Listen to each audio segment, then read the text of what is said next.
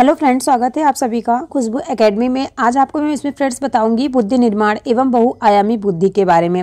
जैसा कि फ्रेंड्स आप सभी लोग जानते हैं, मैंने इसके पहले जो आपको क्लासेस दी थी उसमें मैंने आपको बताया था बाल विकास की जितनी भी अवधारणाएं होती हैं, बाल केंद्रित शिक्षा क्या होती है, बाल केंद्रित एवं प्रगतिशील शिक्षा क्या होती है, इसके बारे में मैंने आपको बताया था।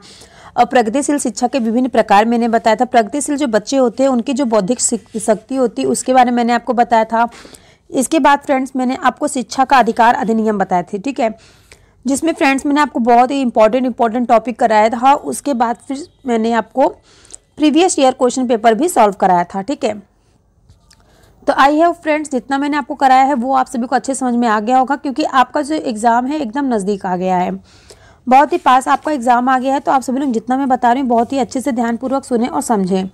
और फ्रेंड्स मैं आपसे इतना कहना चाहूँगी, जितना भी मैंने प्लेलिस्ट में बना रखा है वीडियो वो सभी आपके एग्जाम के लिए काफ़ी ज़्यादा हेल्प करेंगी। जैसा कि आपको ईवीएस का मिल जाएगा, प्रीवियस ईयर क्वेश्चन पेपर मैंने सॉल्व किया है, उसको आप देख लीजिएगा। उसके बाद फिर फ्रेंड्स मैंने हिंदी पेडागोजी आपको पूरा चैप्टर वाइज पढ़ाया है, प्लस उसके प्रीवियस ईयर क्वेश्चन पेपर भी मैंने सॉल्व कराया है, ठीक है। उसके बाद फ्रेंड्स मैंने आपको कॉन्टेंट भी दिया है विथ मैंने आपको हिंदी ग्रामर का भी मैंने प्लेलिस्ट बना के रखा है, उसमें आप लोग देख सकते हैं। जो भी आप लोगों को जितना भी ज़रूरत है आप लोग अच्छे से ध्यान से पढ़िए, ताकि आपको जो एग्ज़ाम है काफ़ी अच्छे नंबर से आप क्लियर कर सकें, ओके। और फ्रेंड्स मैथ की 1-2 क्लासेस चल रही हैं और जो क्लासेस बाकी मैं आपको कंटिन्यू प्रोवाइड करा दूंगी, ओके। तो चलिए आज हम क्लास में बात करेंगे बुद्धि के बारे में। बुद्धि क्या होती है, बुद्धि निर्माण एवं बहुआयामी बुद्धि क्या होता है, इसके बारे में आज हम चर्चा करेंगे, आपको बताएंगे।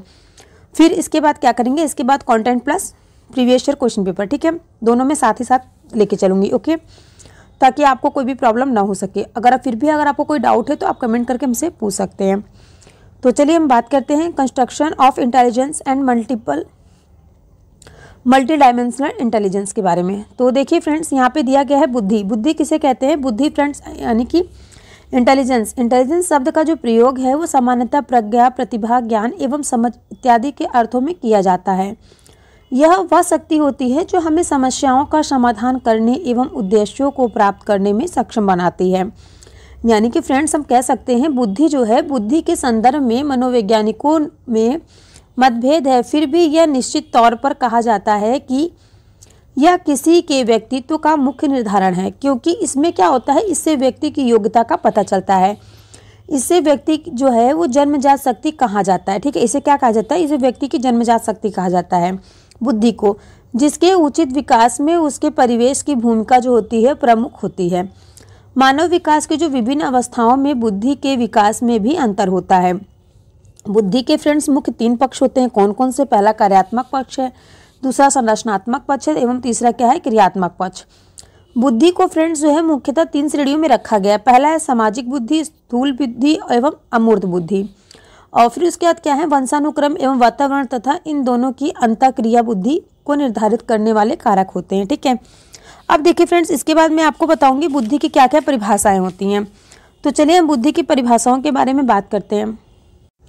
तो देखिए फ्रेंड्स यहाँ पे दिया गया है बुद्धि की परिभाषा है। बुद्धि की जो फ्रेंड्स परिभाषा है वो अन्य मनोवैज्ञानिक है, इन्होंने अपनी अपनी परिभाषाएं दी हैं। तो देखिए सबसे पहले हम बात करते हैं फ्रेंड्स मनोवैज्ञानिक के बारे में, यानी कि जो है एल टर्मन ने, इन्होंने बुद्धि की परिभाषा दी है कि इस प्रकार दी है कि बुद्धि जो होती है अमूर्त विकारों के संदर्भ में सोचने की योग्यता रखता है। इसके बाद आते हैं स्टर्न मनोवैज्ञानिक। उन्होंने कहा है कि बुद्धि जो है व्यक्तित्व की वह सामान्यता योग्यता है जिसके द्वारा हम वह सचेत रूप से नवीन आवश्यकताओं के अनुसार चिंतन करता है। इस तरह जीवन की कई नई समस्याओं एवं स्थितियों के अनुसार अपने आप को ढालने की समानता मानसिक योग्यता ही क्या कहलाती है, बुद्धि कहलाती है। हम जिस वातावरण में रहते हैं उसके अनुसार अगर हम ढल जाते हैं तो वो हमारा जो बुद्धि है उसी को हम क्या कहेंगे, बुद्धि कहते हैं, ठीक है। नेक्स्ट देखिए फ्रेंड्स इसके बाद आते हैं पिंटर एक मनोवैज्ञानिक है। इन्होंने ये कह रहे हैं, इनके अनुसार जीवन के अपेक्षाकृत नवीन परिस्थितियों में अपना सामंजस्य करने की व्यक्ति की योग्यता ही बुद्धि कहलाती है। नेक्स्ट इसके बाद आते हैं फ्रेंड्स रायबर्न। इन्होंने कहा है कि बुद्धि वह शक्ति होती है जो हमें समस्याओं का समाधान करने और उद्देश्यों को प्राप्त करने की क्षमता देती है। इसके बाद नेक्स्ट आते हैं वेस्लर भी एक मनोवैज्ञानिक। इनके अनुसार इन्होंने क्या कहा है, बुद्धि की कौन सी परिभाषा इन्होंने दी है, इन्होंने कहा है कि जो बुद्धि है, बुद्धि किसी व्यक्ति के द्वारा उद्देश्यपूर्ण ढंग से कार्य करने, तार्किक चिंतन करने तथा वातावरण के साथ प्रभावपूर्ण ढंग से क्रिया करने की सामूहिक योग्यता है। ठीक है। इसके बाद फ्रेंड्स नेक्स्ट आते हैं वुडवर्थ। इनके अनुसार बुद्धि जो है, बुद्धि कार्य करने की एक विधि है। फिर इसके बाद आते हैं वुडरो, फिर हेनमान आते हैं। ठीक है, ये बस फ्रेंड्स ऐसे ही मनोवैज्ञानिक आते हैं, उन्होंने अपनी अपनी बुद्धि के बारे में अपनी अपनी परिभाषा देते हैं। तो सभी को एक बार आप लोग ध्यान से पढ़ लीजिए, अगर एग्जाम में आता है तो आप लोग कर लेंगे। ठीक है, देखिए जो वुडवर्थ है इन्होंने कहा है कि बुद्धि जो है वो कार्य करने की एक विधि है। वुडरो आए, इन्होंने कहा कि बुद्धि क्या है, बुद्धि ज्ञान अर्जन करने की क्षमता है। इसके बाद हेनमान आते हैं, ये भी मनोवैज्ञानिक, इन्होंने कहा कि बुद्धि में मुख्य तत्व होते हैं ज्ञान की क्षमता एवं निहित ज्ञान। ठीक है, इसके बाद फ्रेंड्स आते हैं नेक्स्ट आपके मनोवैज्ञानिक हैं जिनका नाम है थॉर्नडाइन। थॉर्नडाइन ने कहा कि सत्य तथा तथ्य के दृष्टिकोण से उत्तम प्रतिक्रियाओं की शक्ति ही क्या कहलाती है, बुद्धि कहलाती है। ओके, इसके बाद फ्रेंड्स आते हैं आपके काल्विन। इन्होंने कहा है कि यदि व्यक्ति ने अपने वातावरण से सामंजस्य करना सीख लिया या सीख सकता है तो उसमें बुद्धि है। ठीक है, अगर वो अपने वातावरण के अनुसार ढल जाता है, अपने वातावरण के साथ रहना, सामंजस्य करना सीख लिया है तो उसके अंदर क्या है, बुद्धि है। अन्यथा क्या वो बिना बुद्धि का है? तो सभी लोग अपने अपने मत इन्होंने दिया, सभी लोगों ने अपनी अपनी परिभाषा दी। तो जितने भी परिभाषाओं के अनुसार हम यह कह सकते हैं कि बुद्धि जो है, बुद्धि अमूर्त चिंतन की योग्यता है, अनुभव से लाभ उठाने की योग्यता, अपने वातावरण से सामंजस्य करने की योग्यता, सीखने की योग्यता, समस्या समाधान करने की योग्यता तथा संबंधों को समझने की योग्यता ही क्या कहलाती है, बुद्धि कहलाती है। ठीक है, अब देखिए फ्रेंड्स यहाँ हम बात करेंगे बुद्धि के सिद्धांत। बुद्धि के सिद्धांत क्या है? तो देखिए कुछ मनोवैज्ञानिकों ने बुद्धि के स्वरूप से संबंधित विभिन्न सिद्धांतों का प्रतिपादन किया है, जिनसे क्या हुआ है,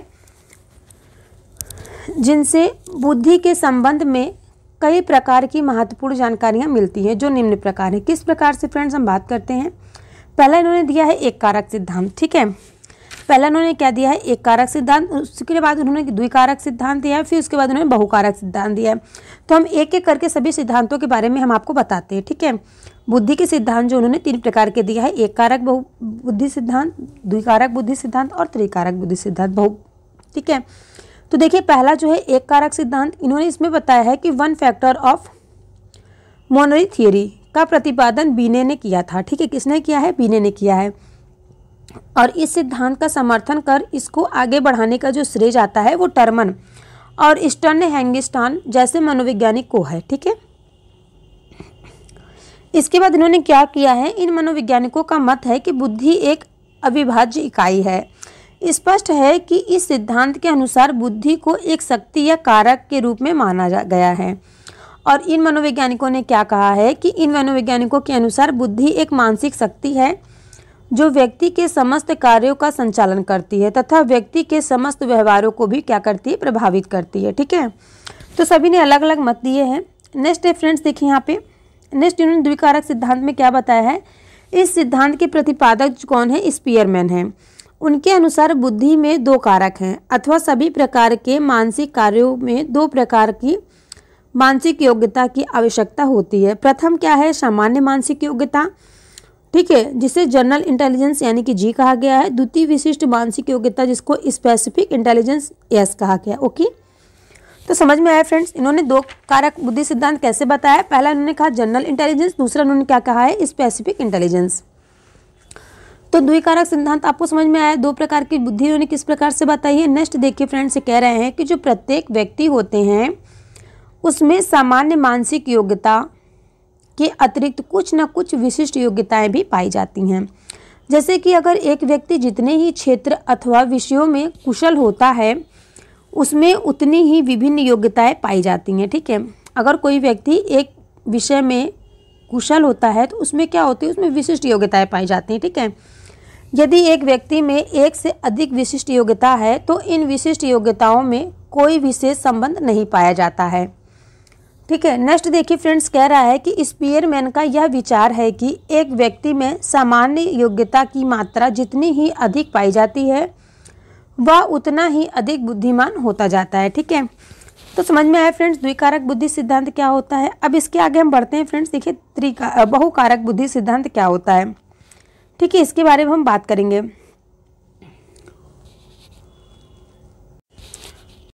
तो चलिए फ्रेंड्स हम बात करते हैं बहुकारक बुद्धि सिद्धांत क्या है। इस सिद्धांत के मुख्य समर्थक थायरडाइन है। ठीक है, बहुकारक बुद्धि सिद्धांत के जो समर्थक है वो कौन है? थायरडाइन है। ठीक है, जबकि मैंने जो द्विकारक बुद्धि सिद्धांत बताया उसके जो प्रतिपादक थे वो कौन थे? स्पीयरमैन थे। और एक कारक बुद्धि सिद्धांत को जो मैंने बताया उसके कौन थे? टर्मन थे। ठीक है, तो देखिए फ्रेंड्स, नेक्स्ट हम बात करेंगे इस सिद्धांत के अनुसार क्या होता है? बुद्धि कई तत्वों का समूह होता है। ठीक है, बुद्धि कई तत्वों का क्या होता है? समूह होता है, और प्रत्येक तत्व में कोई सूक्ष्म योग्यता निहित होती है। अतः क्या होता है? सामान्य बुद्धि नाम की कोई चीज नहीं होती है, बल्कि बुद्धि में कई स्वतंत्र विशिष्ट योग्यताएं निहित रहती हैं जो विभिन्न कार्यों को संपादित करती हैं। ठीक है, अब देखिए फ्रेंड्स, यहाँ बात करें, थायरडाइन ने 3 प्रकार की बुद्धि के बारे में बताया है। तो कौन कौन सी बुद्धि है? पहली बुद्धि उन्होंने बताया अमूर्त बुद्धि, दूसरी उन्होंने बताई है सामाजिक बुद्धि, और तीसरी उन्होंने कौन सी बताई? यांत्रिक बुद्धि।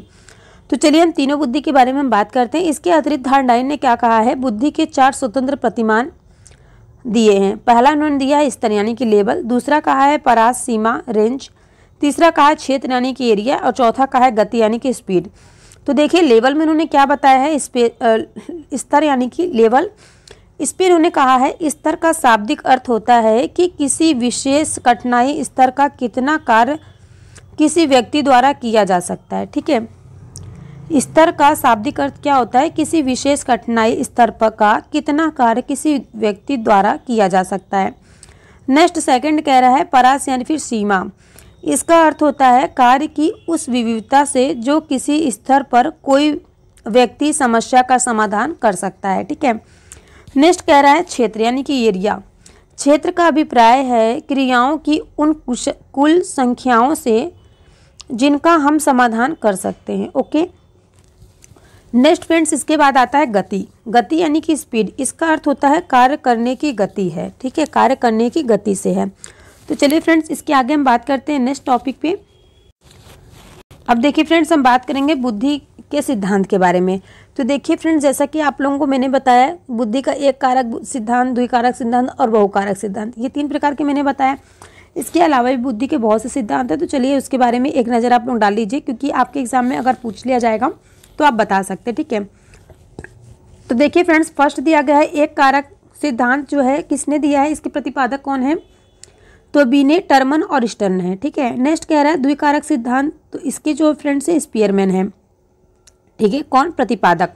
नेक्स्ट कह रहा है बहुकारक सिद्धांत के प्रतिपादक कौन है? तो वो है फ्रेंड्स थायरडाइन। ओके, नेक्स्ट कह रहा है प्रतिदर्शा सिद्धांत के प्रतिपादक कौन है? तो वो है फ्रेंड्स थॉमसन। ओके, अब इसके बाद आता है समूह कारक सिद्धांत। समूह कारक सिद्धांत के प्रतिपादक कौन है? थर्स्टन है। ठीक है, नेक्स्ट है पदानुक्रमिक सिद्धांत जो है त्रिआयामी। इस सिद्धांत के प्रतिपादक कौन है? तो जेपी गिलफोर्ड जी हैं। ओके, इसके बाद नेक्स्ट आता है तरल ठोस बुद्धि सिद्धांत जो है ये इसके प्रतिपादक कौन है? तो आर.बी. केटल है। ओके, नेक्स्ट है बहुबुद्धि सिद्धांत किसने दिया है? इसके प्रतिपादक कौन है? तो हार्वर्ड गार्डनर जी हैं। ओके फ्रेंड्स, तो देखिए फ्रेंड्स, इसमें मैंने आपको एक कारक सिद्धांत, द्विकारक सिद्धांत और बहुकारक सिद्धांत बता दिया। ठीक है, इसके बाद नेक्स्ट आपका आता है प्रतिदर्शा सिद्धांत। प्रतिदर्शा सिद्धांत किसे कहते हैं? यहाँ पे देखिए, चलिए हम बात करते हैं इसके बारे में। तो देखिए प्रतिदर्शा सिद्धांत जो है इसके प्रतिपादक तो आप सभी जान चुके हैं, कौन है? थॉमसन है। ओके, तो वही बात यहाँ पे भी कही है कि इस सिद्धांत का जो प्रतिपादन है वो है थॉमसन ने किया था, और उसने अपने इस सिद्धांत का प्रतिपादन जो है स्पीयरमैन के द्विकारक सिद्धांत के विरोध में किया था। ठीक है, मतलब एक दूसरे के विरोध में सभी लोगों ने अपना अपना प्रतिपादन किया। ठीक है, अपने अपने सिद्धांत दिए। ठीक, तो चलिए इसके आगे हम बात करते हैं नेक्स्ट देखिए फ्रेंड्स, यहाँ पे दिया गया है। देखिए फ्रेंड्स, यहाँ पे कह रहा है कि थॉमसन ने इस बात का तर्क दिया कि व्यक्ति का जो बौद्धिक व्यवहार अनेक स्वतंत्र योग्यताओं पर निर्भर करता है, किंतु इन स्वतंत्र योग्यताओं का क्षेत्र जो होता है वो सीमित होता है। ठीक है, प्रतिदर्शा सिद्धांत यानी कि सैंपल थ्योरी के अनुसार बुद्धि जो है वो कई स्वतंत्र तत्वों से बनी होती है। कोई विशिष्ट परीक्षण या विद्यालय संबंधित क्रिया में इनसे कुछ तत्व जो होता है वो स्पष्ट रूप से दिखाई देने लगते हैं। यह भी हो सकता है कि 2 या अधिक परीक्षाओं में एक ही प्रकार के तत्व दिखाई दे, तब उनमें क्या होता है? उनमें एक समान तत्व की विद्यमानता मानी जाती है। यह भी संभव है कि अन्य परीक्षाओं में विभिन्न तत्व दिखाई दें, तब उनमें क्या हो? उनमें कोई भी तत्व सामान्य नहीं होगा। और प्रत्येक तत्व क्या होंगे, अपने आप में विशिष्ट होगा। ओके, यहाँ तक सभी को समझ में आया कि प्रतिदर्शन सिद्धांत इन्होंने क्या बताया है। इन्होंने ये कहा है कि कोई भी विशिष्ट परीक्षण हो रहा है उसमें विद्यालय संबंधित जो क्रिया होती है, क्रिया में इनसे कुछ तत्व जो होते हैं वो स्पष्ट रूप से दिखाई देने लगते हैं। ये इन्होंने कहा कि यह भी हो सकता है कि 2 या 2 से अधिक परीक्षाओं में क्या हो, एक ही प्रकार के तत्व दिखाई दे। ठीक है, उसमें क्या होता है, उसमें एक सामान्य तत्व की विद्यमानता मानी जाती है। ओके, इनका ये कहना था किसका, थॉर्नडाइन का, ओके, थॉम्सन का। ठीक है फ्रेंड्स, इसके बाद चलिए हम बात करते हैं। इसके बाद फ्रेंड्स आता है आपका समूह तत्व सिद्धांत। इसमें इन्होंने कहा है कि स्पीयरमैन के सिद्धांत के विरुद्ध थर्स्टन महोदय ने समूह तत्व सिद्धांत यानी कि ग्रुप एलिमेंट्स थियरी प्रतिपादन किया है। ठीक है, स्पीयरमैन के सिद्धांत के विरुद्ध थर्स्टन महोदय ने समूह तत्व सिद्धांत यानी कि ग्रुप एलिमेंट थियरी प्रतिपादित किया। ये कह रहे हैं कि वे तत्व जो प्रतिभात्मक योग्यताओं में तो सामान्य नहीं होते परंतु कई क्रियाओं में सामान्य होते हैं, उन्हें क्या कहा गया, उन्हें समूह तत्व की संज्ञा दी गई है। और इस सिद्धांत के समर्थकों में थर्स्टन का प्रमुख नाम है। नेक्स्ट फ्रेंड्स कह रहा है कि प्रारंभिक मानसिक योग्यताओं का जो परीक्षण होता है करते हुए वह इस निष्कर्ष पर पहुंचे थे कि कुछ मानसिक क्रियाओं में एक प्रमुख तत्व यानी कि सामान्य रूप से विद्यमान होता है, जो उस क्रियाओं के कई ग्रुप होते हैं उनमें अपना एक प्रमुख तत्व होता है। कौन सा प्रमुख तत्व होता है, जो ग्रुप तत्व होता है ना फ्रेंड्स, उसे सिद्धांत की सबसे बड़ी कमी यह है कि यह सामान्यता तत्व की धारणा का खंडन करता है। ओके, तो देखिए फ्रेंड्स, यहाँ पे मैं आपको बता दूं जो अन्य मनोवैज्ञानिकों ने भी बुद्धि परीक्षण से संबंधित सिद्धांत दिए हैं, जो कि नीचे मैं आपको बताते चल रही हूँ। ठीक है, जैसे कि फ्रेंड्स मैंने आपको बताया ना समूह कारक गिलफोर्ड ने जो अपना दिया था, तो सभी के बारे में मैं एक एक करके आपको बताती हूँ ताकि आपका एक भी नंबर कहीं से चूक ना पाए। ठीक है, ताकि आप पूरा नंबर पाए। ओके, 30 में से कोशिश करूँगी कि आपका 28 नंबर कहीं ना जाए। ठीक है, तो चलिए इसके आगे हम बढ़ते हैं। नेक्स्ट देखिए फ्रेंड्स, यहाँ पे दिया गया है गिलफोर्ड का सिद्धांत। ठीक है, गिलफोर्ड ने बुद्धि का सिद्धांत किस प्रकार से दिया था, तो गिलफोर्ड का सिद्धांत देखिए फ्रेंड्स, जो JP गिलफोर्ड हैं और उनके सहयोगियों ने बुद्धि परीक्षण से संबंधित कई परीक्षणों पर कारक विश्लेषण तकनीकी का प्रयोग करते हुए मानव बुद्धि के विभिन्न तत्वों या कारकों को प्रकाश में लाने वाला प्रतिमान विकसित किया।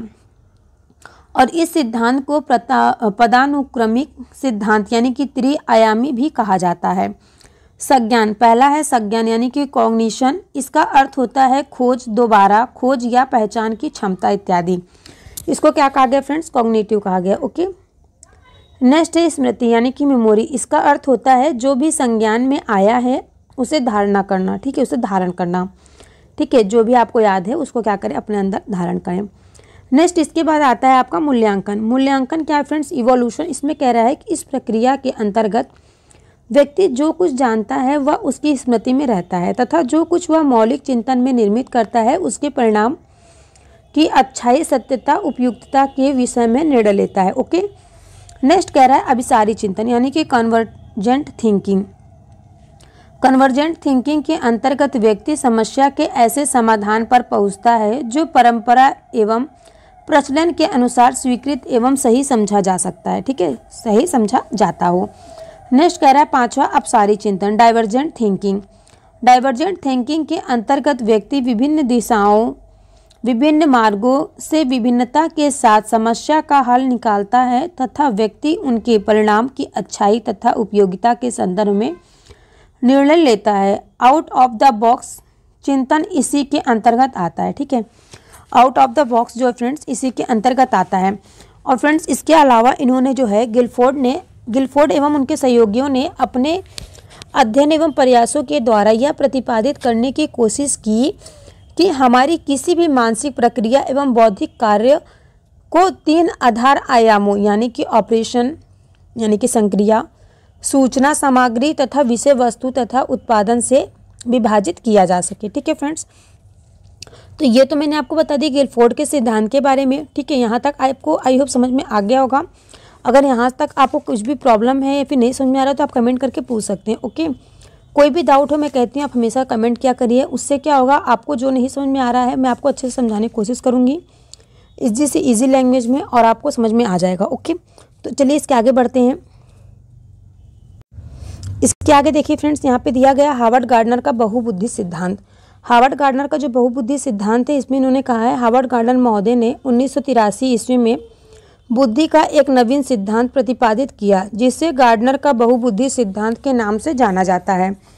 इस सिद्धांत के अंतर्गत 3 कारकों पर बल दिया गया है जो निम्न प्रकार है। पहला, जिससे इन्होंने बहुत से कारक दिए हैं जो निम्न प्रकार के इस प्रकार से बताए गए इन्होंने, जैसे कि फ्रेंड्स यहाँ पे दिया गया भाषाई बुद्धि, तार्किक गणितीय बुद्धि, स्थानीय बुद्धि, शारीरिक गतिक बुद्धि और संगीतक बुद्धि। ठीक है, ये सभी बुद्धि सिद्धांत किसने दिया? हार्वर्ड गार्डनर ने दिया है। तो बुद्धि का जो स्वरूप है वो एकांकी न होकर के बहुकारकीय होता है तथा प्रत्येक बुद्धि एक दूसरे से अलग होती हैं।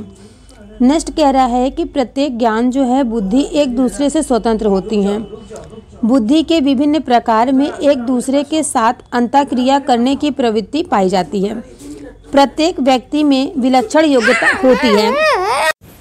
तो देखिए फ्रेंड्स, सेकंड पॉइंट कह रहा है कि प्रत्येक ज्ञान बुद्धि एक दूसरे से स्वतंत्र होती हैं।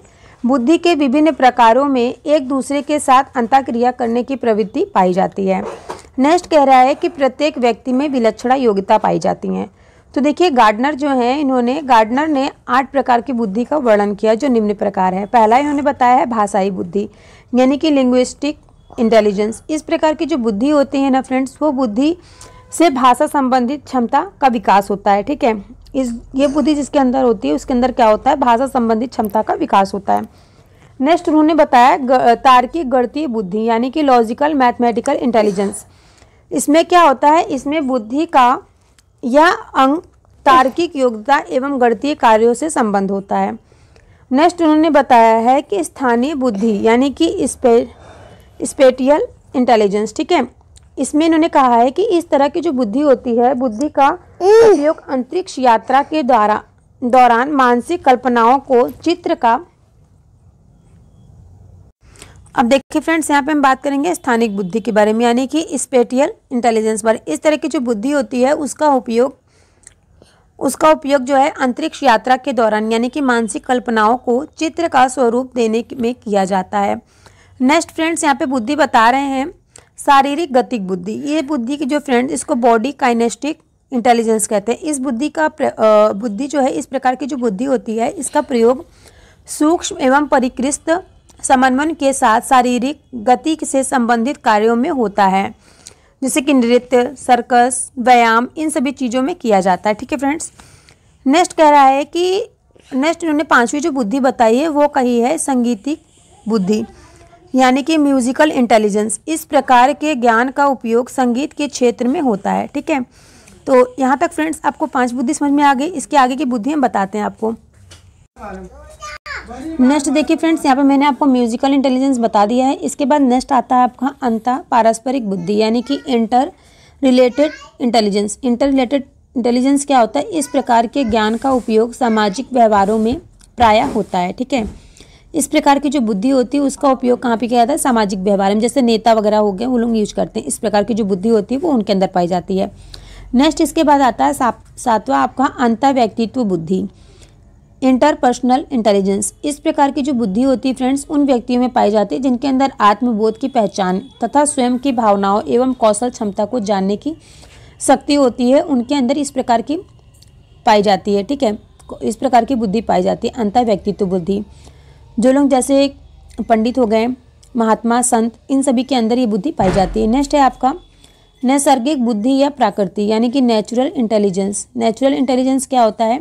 इस प्रकार के ज्ञान का जो संबंध है ये वनस्पति जगत, पेड़ पौधे, जीव जंतु या प्राणी समूह या प्राकृतिक सौंदर्य को परखने वाले इत्यादि में होता है। तो जैसे कि फ्रेंड्स ये जो नेचुरल इंटेलिजेंस है ये किसानी व्यक्तियों के माइंड में पाया जाता है। ओके, जो लोग प्रकृति प्रेमी होते हैं। नेक्स्ट फ्रेंड्स, इस यहाँ तक आई होप आप सभी को समझ में आ गया। हार्वर्ड गार्डनर के बहुबुद्धि सिद्धांत, इन्होंने 8 प्रकार की बुद्धि दी थी। 8वें प्रकार की बुद्धि मैंने आपको बता दिया है और इससे पक्का है 1 नंबर का क्वेश्चन आपके एग्जाम में देखने को मिलेगा। इसके बाद नेक्स्ट है फ्रेंड्स यहाँ आपका फ्लूइड तथा क्रिस्टलाइज्ड सिद्धांत। इस सिद्धांत के प्रतिपादक कौन है? R B Cattell. ठीक है, इस सिद्धांत के प्रतिपादक कौन है? आर बी कैटिल हैं। तरल यानी कि फ्लूइड बुद्धि वंशानुक्रम, कार्य कुशलता अथवा केंद्रीय नाड़ी संस्था की दी हुई विशेषता पर आधारित एक सामान्य योग्यता है। यह सामान्य योग्यता जो होती है फ्रेंड्स वो सांस्कृतिक से ही प्रभावित नहीं होती बल्कि नवीन एवं विगत परिस्थितियों से भी प्रभावित होती है। ठीक है, ये जो स्थिति होती है आपकी, जो फ्लूइड तथा क्रिस्टल सिद्धांत इन्होंने बताया, इन्होंने या इसके जो प्रतिपादक हैं वो कौन है, आरबी केटिल हैं। इन्होंने फ्लूइड बुद्धि जो है वंशानुक्रम तथा कुशलता अथवा केंद्रीय नाड़ी के बारे में बताया है। ठीक है, दूसरी ओर इन्होंने कहा है ठोस यानी कि क्रिस्टलाइज्ड बुद्धि भी एक प्रकार की सामान्य योग्यता है जो अनुभव, अधिगम तथा वातावरण संबंधी कारकों पर आधारित होती है। ठीक है, इन्होंने क्या बताया है, ऐसा जो दूसरी ओर इन्होंने बताया है क्रिस्टलाइज्ड बुद्धि जो कि एक प्रकार की सामान्य योग्यता है जो अनुभव, अधिगम तथा वातावरण संबंधी कारकों पर आधारित होती है। ठीक है, इसके बाद चलिए फ्रेंड्स नेक्स्ट मनोवैज्ञानिक आते हैं, उनके बारे में बात करते हैं। नेक्स्ट मनोवैज्ञानिक देखिए फ्रेंड्स यहाँ पे आगे नेक्स्ट मनोवैज्ञानिक है यहाँ पे रॉबर्ट स्टर्नबर्न या फिर त्रिपाचाई सिद्धांत। इन्होंने इस सिद्धांत में स्टर्नबर्न द्वारा प्रतिपादित किया है। ये सिद्धांत को किसने प्रतिपादित किया है, स्टर्नबर्न ने, जिन्होंने अपना नाम से हमें रॉबर्ट स्टर्नबर्न का त्रिपाचाई सिद्धांत। इन्होंने इसमें बताया है स्टर्नबर्न के अनुसार बुद्धि जो होती है, बुद्धि वह योग्यता है जिसके अनुरूप व्यक्ति स्वयं को पर्यावरण के अनुकूल बनाता है तथा अपने समाज एवं उद्देश्यों की पूर्ति के लिए वातावरण के कुछ घटकों का चयन करता है और उन्हें परिवर्तन करता है। ठीक है, और उन्हें क्या करता है, परिवर्तित करता है। रॉबर्ट स्टर्नबर्न ने बुद्धि ज्ञान को 3 भागों में विभाजित किया है। तो देखिए फ्रेंड्स, पहला उन्होंने बताया है घटकी बुद्धि का विश्लेषणात्मक बुद्धि, और दूसरा उन्होंने अनुभाविक बुद्धि बताया, तीसरा उन्होंने व्यवहारिक बुद्धि बताया। ठीक है, तो पहली बुद्धि जो है उसके बारे में बात करते हैं। इस ज्ञान के अंतर्गत मनुष्य किसी समस्या से निराकरण हेतु प्राप्त सूचनाओं का विश्लेषण करता है। इसके 3 प्रकार हैं। कौन कौन से, पहला है ज्ञानार्जन घटक, दूसरा है अभिघटक, तीसरा है निष्पादन घटक। ठीक है, पहला जो है ज्ञानार्जन घटक, नॉलेजेबल कंपोनेंट। इस घटना के द्वारा व्यक्ति सीखता है तथा अनेक कार्यों को करने का तरीका सीखता है। सूचनाओं का संकेतन संयोजन भी ज्ञानार्जन घटक का महत्वपूर्ण अंग माना जाता है। नेक्स्ट कह रहा है अधिघटक या फिर उच्च घटक, हाई कंपोनेंट। इसके अंतर्गत व्यक्ति जो है वो योजनाएं बनाता है। इस घटक के अंतर्गत व्यक्ति संज्ञानात्मक प्रक्रियात्मक क्रिया पर नियंत्रण, निरीक्षण तथा मूल्यांकन भी करता है। नेक्स्ट फ्रेंड्स, इसके बाद आता है आपका निष्पादन। निष्पादन में क्या होता है, परफॉर्मेंस कंपोनेंट। इसके अंतर्गत व्यक्ति जो है अपने कार्य का निष्पादन करता है। ओके, नेक्स्ट फ्रेंड्स देखिए, इसके बाद मैंने आपको बताया था अनुभवात्मक बुद्धि और व्यवहारिक बुद्धि। तो अनुभवात्मक बुद्धि क्या होता है, एम्पेरिकल इंटेलिजेंस। इसके अंतर्गत व्यक्ति नई समस्या के समाधान हेतु पूर्व अनुभवों का उपयोग करता है। नेक्स्ट कह रहा है व्यवहारिक बुद्धि, बिहेवियर इंटेलिजेंस। व्यवहारिक बुद्धि वह बुद्धि होती है जिसके अंतर्गत व्यक्ति अपने दिन प्रतिदिन के जीवन में आने वाली वातावरणीय मांगों की समस्याओं से निपटता है। ऐसी बुद्धि वाले जो व्यक्ति होते हैं वह स्वयं को नवीन वातावरण से आसानी से स्थापित कर लेते हैं। ठीक है फ्रेंड्स, इसके बाद फ्रेंड्स जो नेक्स्ट आपकी क्लास होगी उसमें मैं आपको बताऊंगी बहुआयामी बुद्धि क्या होती है। ठीक है, आज की क्लास में बस इतना ही। मिलते हैं हम आप सभी से नेक्स्ट क्लास में। और सॉरी फ्रेंड्स, नेक्स्ट क्लास में नहीं, अभी फ्रेंड्स मैं आपको इसमें बताऊंगी प्रीवियस ईयर क्वेश्चन आंसर किस प्रकार से आपके एग्जाम में क्वेश्चन आंसर पूछे गए हैं। ठीक है, तो चलिए क्वेश्चन आंसर पर चलते हैं, हम सभी समाधान निकाल सकते हैं। ओके, बुद्धि के संदर्भ में मनोवैज्ञानिकों में मतभेद हैं, फिर भी यह निश्चित तौर पर कहा जा सकता है कि यह किसी के व्यक्तित्व का मुख्य निर्धारक है, क्योंकि इसमें व्यक्ति की योग्यता का पता चलता है और इससे व्यक्ति की जन्मजात शक्ति कहा जाता है, जिसके उचित विकास में उसके परिवेश की भूमिका प्रमुख होती है। अब देखिए, जो मानव विकास होता है, मानव विकास की विभिन्न अवस्थाओं में बुद्धि के विकास में भी अंतर होता है।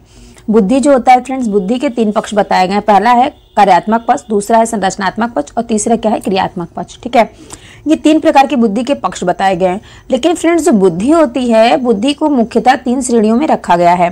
पहला है सामाजिक बुद्धि, दूसरा है स्थूल बुद्धि एवं तीसरा है अमूर्त बुद्धि। ठीक है, इन सभी बुद्धि के बारे में फ्रेंड्स मैंने आगे की क्लासेस में आपको बताया है। अगर आप लोग नहीं देखे हैं, क्लास अटेंड नहीं किए हैं, तो आप लोग चैनल पे जाकर के चैनल को सब्सक्राइब करके वीडियो को लाइक कर लीजिएगा। और आप लोग चैनल पे जाएंगे तो आपको सभी वीडियो मिल जाएंगे। ठीक है, उसमें फ्रेंड्स आपको सीडीपी से रिलेटेड सारे chapter wise question answer, chapter wise आपको पीडीएफ और आपको थियरी भी मिल जाएगी। और उसके बाद फ्रेंड्स मैं हिंदी पेडागोजी और हिंदी ग्रामर दोनों मैंने पढ़ाया है, उसकी प्लेलिस्ट भी बनी हुई है।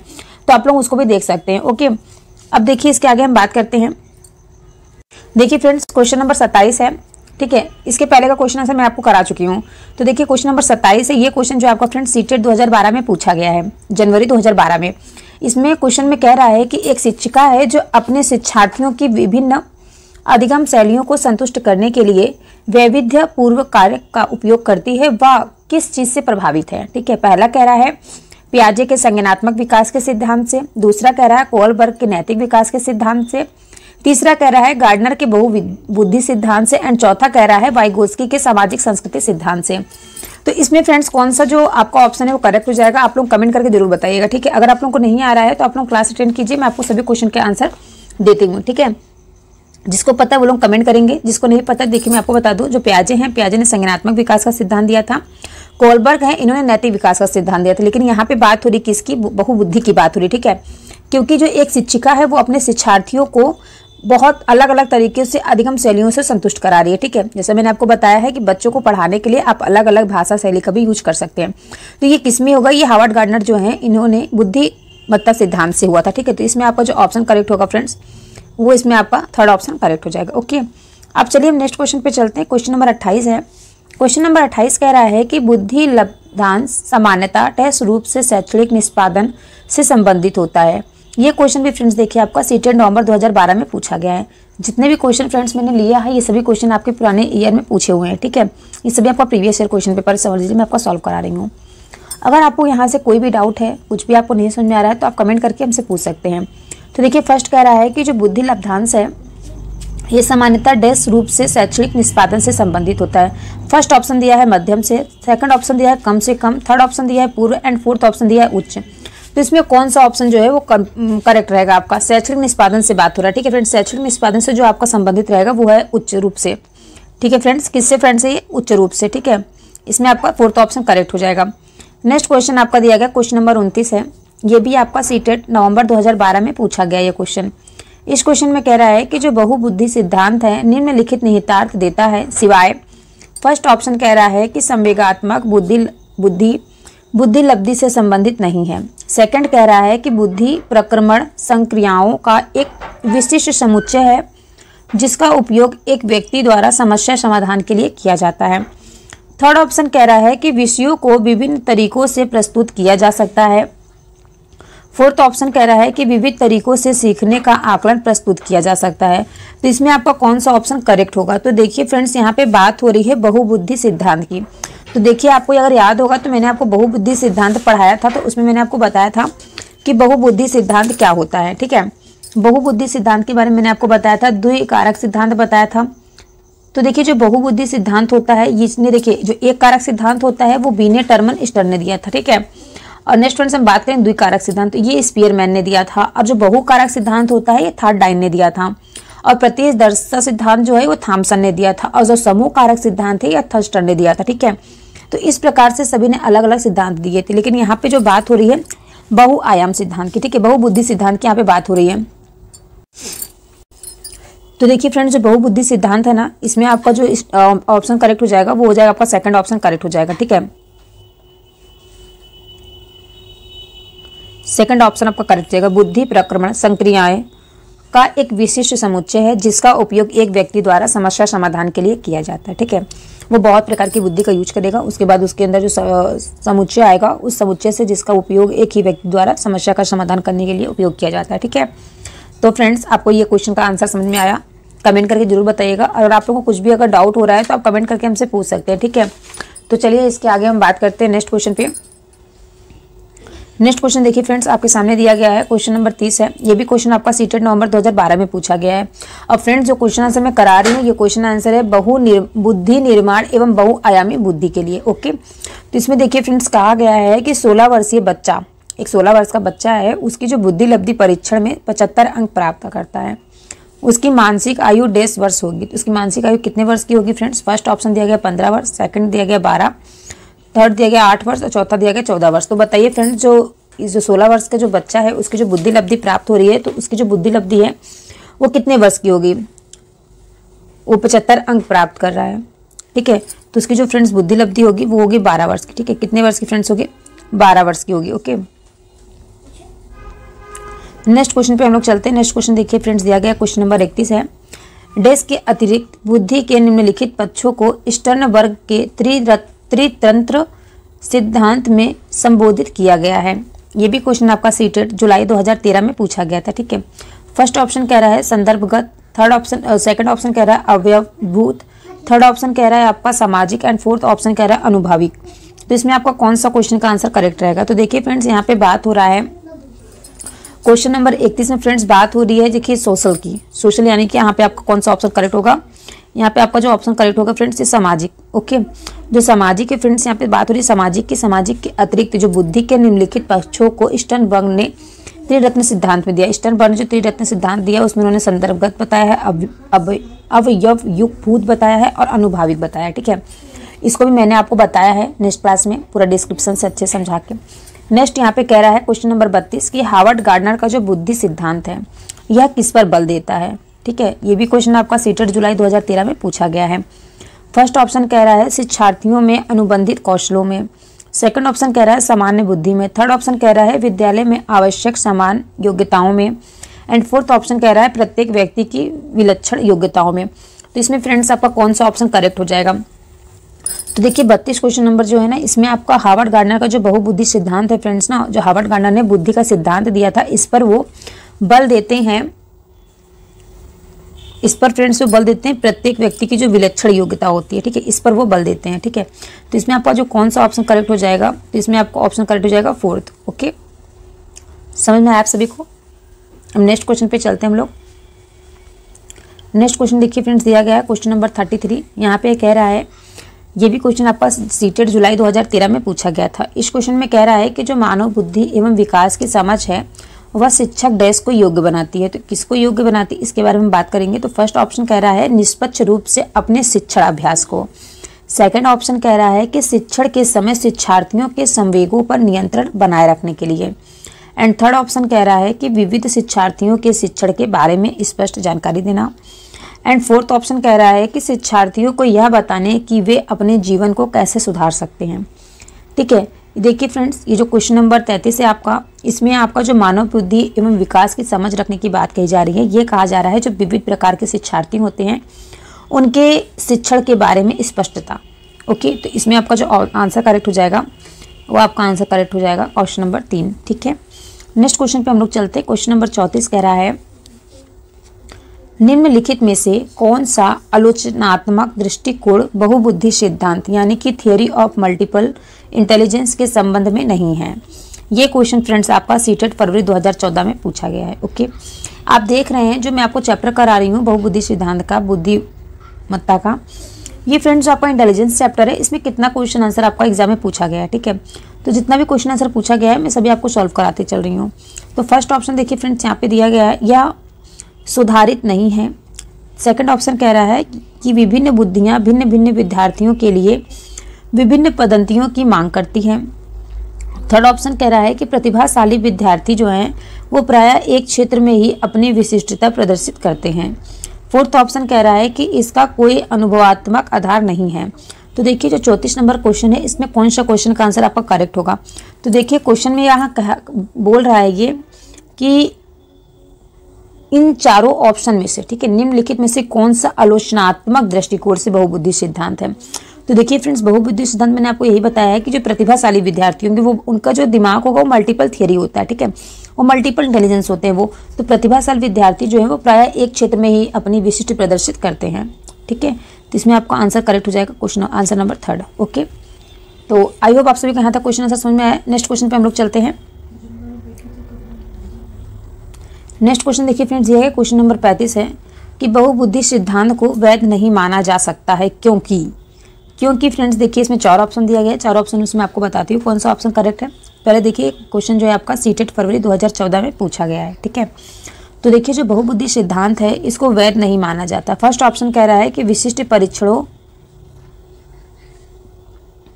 फर्स्ट आंसर आपका कह रहा है, फर्स्ट ऑप्शन कह रहा है कि विशिष्ट परीक्षणों के अभाव में भिन्न बुद्धियां यानी कि डिफरेंट इंटेलिजेंस का मापन संभव नहीं है।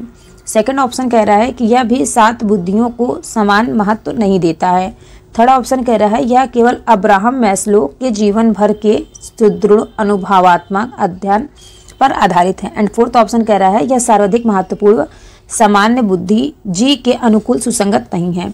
तो देखिए फ्रेंड्स, जो क्वेश्चन नंबर 35 है इसमें आपका जो आंसर करेक्ट हो जाएगा वो यहाँ पे फ्रेंड्स बात कर रहा है बहुबुद्धि यानी कि डिफरेंट इंटेलिजेंस की बात कर रहा है। ठीक है, तो जो डिफरेंट इंटेलिजेंस होगा उसमें जो विशिष्ट परीक्षण के अभाव में भिन्न भिन्न बुद्धियाँ डिफरेंट इंटेलिजेंस का मापन संभव नहीं होता है। तो इसमें जो आपका आंसर करेक्ट हो जाएगा, फर्स्ट आंसर आपका करेक्ट हो जाएगा। ओके, अब हम नेक्स्ट क्वेश्चन पे चलते हैं फ्रेंड्स। नेक्स्ट क्वेश्चन देखिए, क्वेश्चन नंबर 36 दिया गया है। ये भी क्वेश्चन आपका सीटेड सितंबर 2014 में पूछा गया है। इसमें कह रहा है कि निम्न में से कौन सा स्टर्नबर्ग का बुद्धि का त्रिस्तरीय सिद्धांत का एक रूप है। फर्स्ट ऑप्शन है व्यवहारिक बुद्धि, सेकंड ऑप्शन है प्रायोगिक बुद्धि, थर्ड ऑप्शन है संसाधन पूर्व बुद्धि एंड फोर्थ ऑप्शन है गणितीय बुद्धि। तो इसमें आपका कौन सा आंसर करेक्ट रहेगा। तो देखिए फ्रेंड्स, त्रिस्तरीय बुद्धि की बात कही जा रही है यहाँ पे। कौन सी फ्रेंड्स, त्रिस्तरीय बुद्धि। तो त्रिस्तरीय जो बुद्धि है फ्रेंड्स, ये स्टर्नबर्ग का बुद्धि का सिद्धांत है, इन्होंने व्यवहारिक बुद्धि में दिया था। ठीक है, तो इसमें आपका जो फर्स्ट ऑप्शन है वो करेक्ट हो जाएगा। ठीक है फ्रेंड्स, इसमें अगर आपको कुछ डाउट हो तो कमेंट करके पूछ सकते हैं। ठीक है, और इसके आगे चलते हैं और क्वेश्चन आपको करा देते हैं। तो देखिए क्वेश्चन नंबर 37 है, ये आपका सितंबर 2014 में पूछा गया है। ठीक है, ये देखिए फ्रेंड्स, मैं आपको फर्स्ट पेपर करा रही हूँ। ओके, कौन सा पेपर करा रही हूँ, मैं आपको फर्स्ट पेपर करा रही हूँ। तो किसने सबसे पहले बुद्धि परीक्षण का निर्माण किया है। तो फर्स्ट ऑप्शन कह रहा है डेविस वेस्लर, सेकंड ऑप्शन कह रहा है अल्फ्रेड बिने, थर्ड ऑप्शन कह रहा है कि Charles Edward Spearman and fourth option कह रहा है रॉबर्ट स्टर्नबर्ग। तो फ्रेंड्स देखिए, बुद्धि परीक्षण का निर्माण किसने किया था। यह क्वेश्चन वेरी मोस्ट इंपॉर्टेंट है, ये आपके एग्जाम में कई बार पूछा जा चुका है। ठीक है, तो जो देखिए फ्रेंड्स अल्फ्रेड बिने थे, इन्होंने बुद्धि परीक्षण का निर्माण किया था। ठीक है, इन्होंने क्या किया था, बुद्धि परीक्षण का निर्माण किया था। नेक्स्ट क्वेश्चन पे हम लोग चलते हैं। नेक्स्ट क्वेश्चन देखिए दिया गया है, जब बच्चे एक अवधारणा को सीखते हैं और उसका प्रयोग करते हैं तो अभ्यास उसके द्वारा की जाने वाली त्रुटियों को कम करने में मदद करता है। ठीक है, अभ्यास क्या करता है, उनके द्वारा जो त्रुटियां की जाती हैं उन त्रुटियों को कम करने में मदद करता है। यह विचार किसका है। ठीक है, यह विचार किसके द्वारा दिया गया था। 4 ऑप्शन दिया गया है, ये भी क्वेश्चन आपका सीटेड सितंबर 2014 में पूछा गया था। तो देखिए फ्रेंड्स, 4 ऑप्शन दिया गया है। पहला ऑप्शन है E.L. थर्नडाइन, सेकंड ऑप्शन दिया है जीन पियाजे, थर्ड ऑप्शन दिया गया है J.B. Watson and fourth option दिया गया लेव वाइगोस्की। तो देखिए फ्रेंड्स, इसमें मैं आपको बता दूं, जो आपका क्वेश्चन नंबर 38 है, इसमें आपका जो E.L. थर्नडाइन है, इन्होंने ही बताया है कि जब बच्चा एक अवधारणा को सीखता है, एक कॉन्सेप्ट को सीखता है और उसका प्रयोग करता है। ठीक है, अगर वो एक कॉन्सेप्ट को सीखेगा, एक अवधारणा को सीखेगा और उसका प्रयोग करेगा, तो जो उसका अभ्यास होगा वो उसके द्वारा जो त्रुटि कर रहा है बार बार, उसको क्या करेगा, वो त्रुटियों को अपने जान जाएगा और उसको सुधारने का प्रयास करेगा। ठीक है, उसको कम करने में मदद करता है, और यही विचार जो है ये E.L. थर्नडाइन ने दिया था। ठीक है फ्रेंड्स, समझ में आप सभी को। अब चलिए हम बात करते हैं नेक्स्ट क्वेश्चन की। क्वेश्चन नंबर आपका यहाँ पे है 39।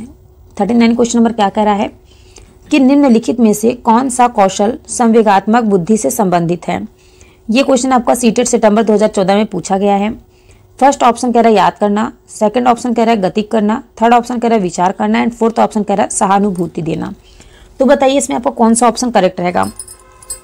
तो देखिए फ्रेंड्स, ये यहाँ पे बात हो रही है कि कौन सा कौशल है जो संवेगात्मक बुद्धि को, ठीक है, संवेगात्मक बुद्धि का फ्रेंड्स जो है यहाँ पे, तो संवेगात्मक बुद्धि का जो संबंधित होता है वो किससे होता है, तो सहानुभूति से संबंधित होता है। तो सहानुभूति आपको कौन सा ऑप्शन में दिया गया है, इसमें फोर्थ ऑप्शन में दिया गया, इसमें आपको फोर्थ ऑप्शन करेक्ट रहेगा। आई होप फ्रेंड्स आप सभी को यहाँ तक क्वेश्चन आंसर समझ में आया होगा। हम नेक्स्ट आगे बढ़ते हैं। नेक्स्ट क्वेश्चन देखिए फ्रेंड्स, क्वेश्चन नंबर 40 है। क्वेश्चन नंबर 40 में कह रहा है कि इनमें से कौन सा त्रितंत्रीय सिद्धांत में व्यवहारिक बुद्धि का अभिप्राय नहीं है।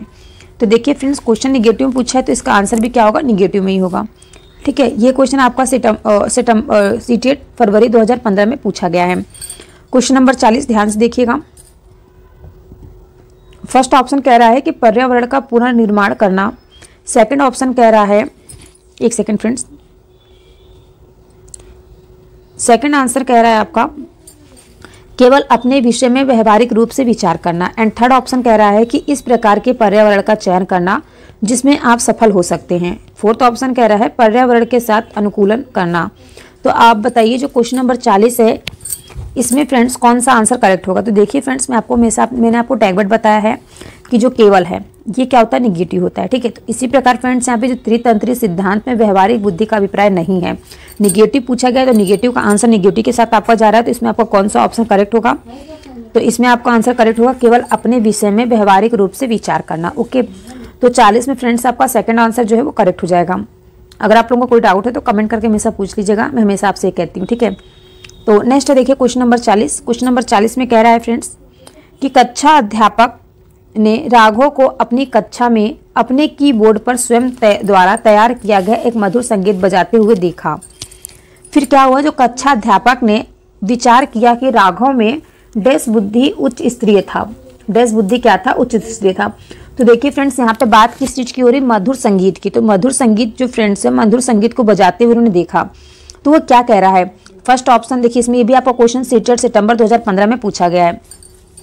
फर्स्ट ऑप्शन आपका कह रहा है शारीरिक गति बोधक, सेकंड कह रहा है संगीतमय, थर्ड ऑप्शन कह रहा है भाषाई एंड फोर्थ ऑप्शन कह रहा है आपका स्थानिक। तो इसमें आपका कौन सा ऑप्शन करेक्ट हो जाएगा, तो आप लोग कमेंट करके बताइए इसमें आपका कौन सा आंसर करेक्ट होगा।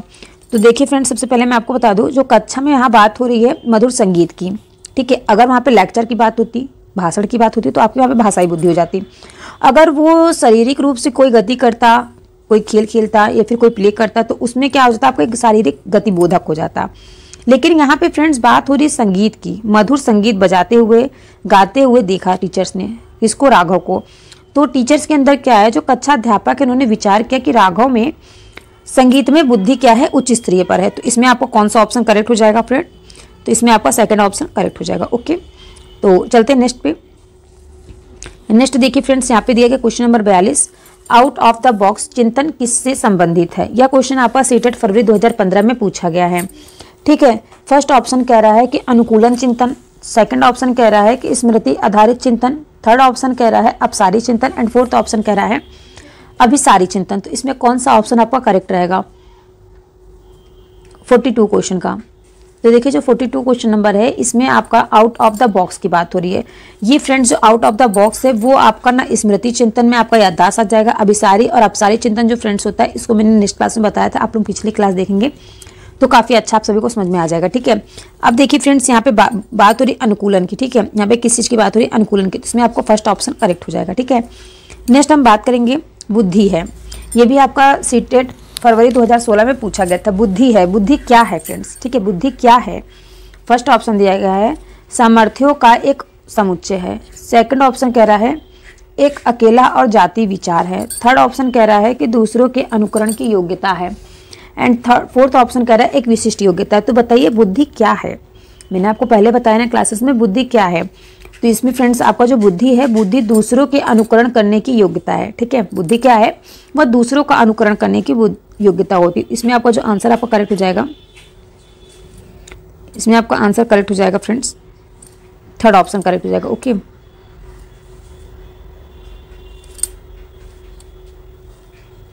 नेक्स्ट हम बात करेंगे question number 44 and last question है आपका, ठीक है। इसमें देखिए फ्रेंड्स कह रहा है कि हार्वर्ड गार्डनर का बहुबुद्धि सिद्धांत सुझाता है कि, क्या सुझाता है फ्रेंड्स, ये क्वेश्चन भी आपका सीटेड सितंबर 2016 में पूछा गया है। फर्स्ट ऑप्शन इसका कह रहा है कि बुद्धि को केवल बुद्धि लब्धि IQ परीक्षा से ही निर्धारित किया जा सकता है, ठीक है। सेकंड कह रहा है कि शिक्षक को चाहिए कि विषय वस्तु को वैकल्पिक विधियों से पढ़ाने के लिए बहुबुद्धि को एक रूपरेखा की तरह ग्रहण करें, ठीक है। तो देखिए फ्रेंड्स, ये जो क्वेश्चन आंसर जितने मैंने आपको कराया ना, सभी आपने देखा प्रीवियस ईयर क्वेश्चन आंसर है, सभी पूछा गया है। तो देखिए इसके पहले जो मैंने आपको क्लास दी है, जो मैंने आपको कंटेंट की क्लास दी थी बुद्धि निर्माण एवं बहुआयामी बुद्धि की, ठीक है। आपको कंटेंट की क्लास कहीं नहीं मिलेगी, आप चाहे यूट्यूब पर चले जाएं, चाहे आप किसी की, अगर आपने किसी का कोर्स परचेज किया है तो आपको भी फ्रेंड जो मैं आपको पढ़ा रही हूँ ये आपको कहीं नहीं मिले, क्योंकि ये मेरा खुद का बनाया हुआ नोट्स है, खुद का मेरा एक्सपीरियंस है जो मैं आपको करा रही हूँ।